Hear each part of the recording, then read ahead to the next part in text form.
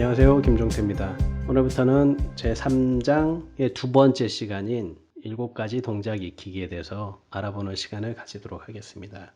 사진에서 보는 것처럼 골프 스윙을 총 7가지로 나눠서 구분을 하였는데요.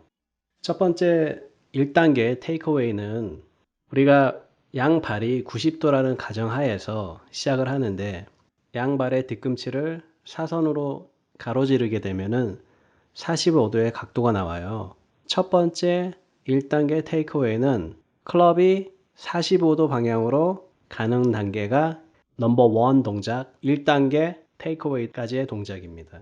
자, 여기서 테이크어웨이를 했을 때 양팔의 모양은 최초 어드레스 상태인 펴진 상태로 이동을 하고, 그리고 이 단계에서 카킹을 시도하게 되면은 왼팔은 그대로 펴져 있고 오른팔이 구부러지게 되는데, 최초 우리가 그립을 잡았을 때 양팔의 길이가 똑같지 않은 상태에서 시작을 했기 때문에 생기는 당연한 상태입니다. 다시 한번 1단계 단계로 들어가서 보시면 왼손을 먼저 잡고 오른손을 클럽을 잡았기 때문에 지금 양손의 길이는 똑같지가 않은 상태가 되거든요. 그렇기 때문에 이 상태를 지나서 움직이는 상태가 되면은 양팔의 길이가 똑같지 않기 때문에 생기는 편차가 생기는 거예요. 그래서 그 편차 때문에 왼팔을 펴게 되면 오른쪽 팔이 구부러지게 되고, 다시 오른쪽 팔을 펴게 되면 왼쪽 팔이 구부러지는 자연스러운 현상이 생기게 되는 것이죠. 2단계는 테이크 어웨이 후 카킹.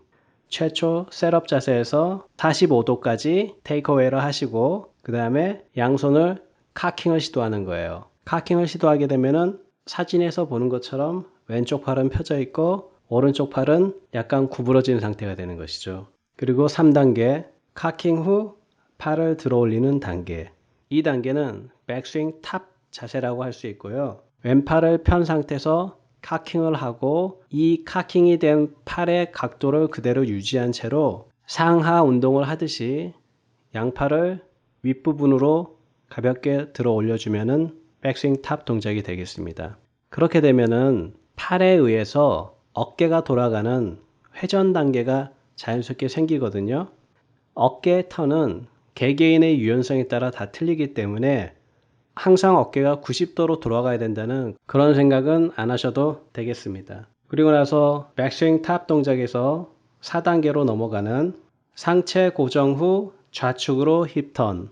이 자세를 보면은 여기에서 양팔의 간격이라든가 손목의 꺾어진 상태, 이 상태는 탑에서 그대로 유지가 되는 상태에서 내려오게 되는데, 이때 조금 틀려 보이는 것 중에 하나가 앞 시간에서도 계속 얘기를 드렸던 팔꿈치에 대한 문제인데요. 이 상태는 우리가 거울을 우측에 놓고 그냥 자연스럽게 턴을 해도 몸에 붙는 것처럼 보일 수가 있거든요. 눈에 보이는 것을 더 먼저 믿기 때문에 골프가 어려워지는 거예요. 이 동작은 절대 팔을 몸에다가 붙이면서 내려오는 그런 동작이 아니에요.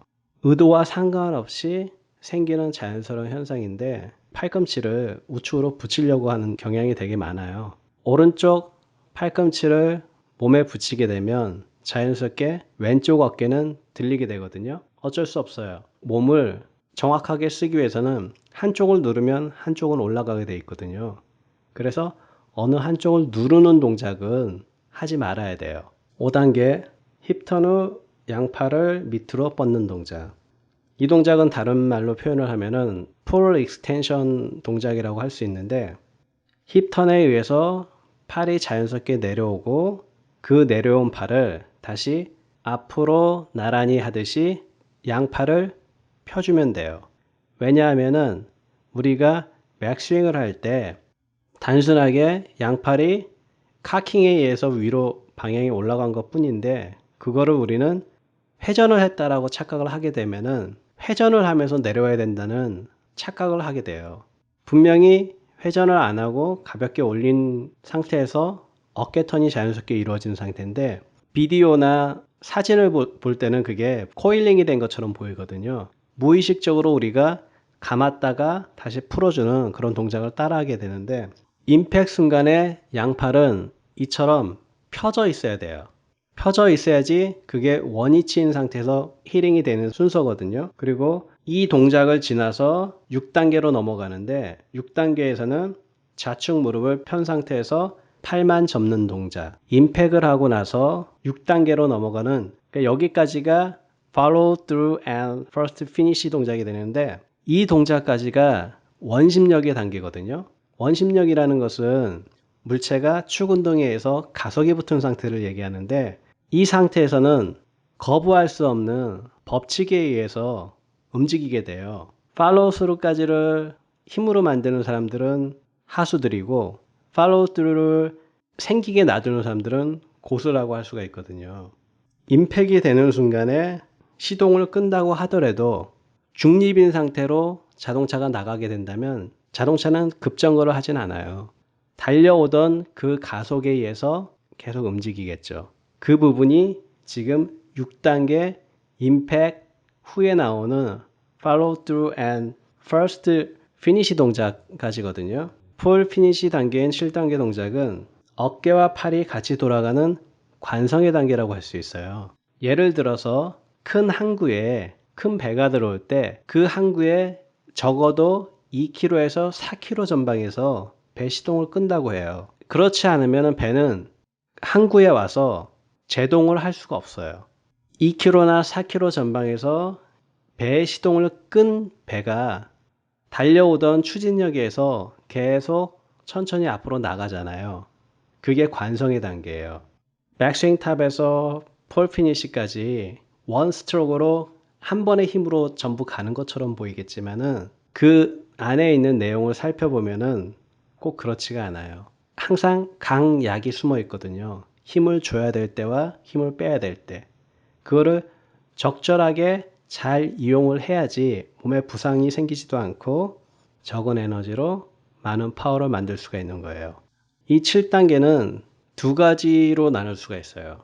피니시 동작을 보면은 내추럴하게 플로어를 그리면서 자연스럽게 피니시가 되는 피니시가 하나가 있고요. 그리고 다시 거의 백스윙을 올리듯이 굉장히 힘차게 피니시를 하는 피니시가 있는데 그거를 리코일링이라고 그러거든요. 보통 두 가지로 나눌 수가 있어요. 되게 자연스럽게 피니시로 가는 사람 아니면 되게 파워풀하게 피니시로 가는 사람. 두 가지의 패턴으로 나뉘고 있는데 저는 항상 에너지를 세이브하는 쪽으로 항상 추구하기 때문에 저는 리코일링하는 그런 피니시는 그렇게 권해드리진 않아요. 에너지 소모가 너무 많아요. 내가 파워가 넘치고 힘이 남아돈다? 그러면은 하셔도 돼요. 그렇지만 파워라는 것은 항상 완전할 수는 없기 때문에 최소한의 힘으로 최대한의 파워를 만드는 게 가장 좋은 스윙 컨셉인 것 같아요.